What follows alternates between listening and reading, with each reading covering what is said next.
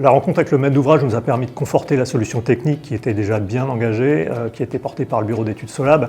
Et puis, on a pu effectivement apporter des éléments complémentaires liés à l'instrumentation de cette hybridation en démontrant qu'on apporterait des indicateurs de performance qui seraient intéressants pour le client.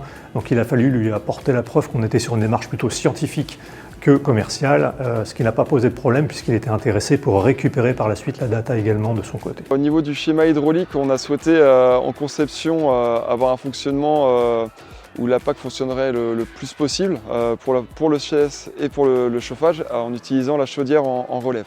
On se retrouvait avec des fonctionnements de PAC un peu complètement aléatoires.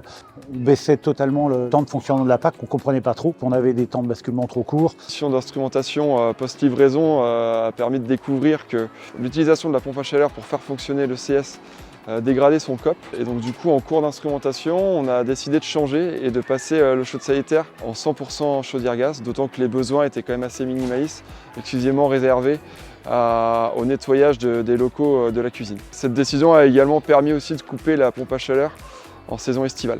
On a regardé précisément des points qui nous intéressaient sur l'instrumentation pour apporter des éléments de conseil sur les réglages pour que l'installation fonctionne au mieux.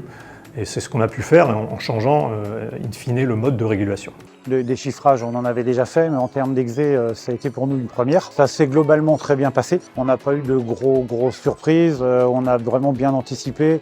On a échangé beaucoup avec Solab, avec le fabricant de Dietrich. Le gros sujet, c'était la partie régulation, basculement, le basculement PAC chaudière. Bien sûr, de ce genre de projet, c'est aussi la cohésion entre les différents acteurs.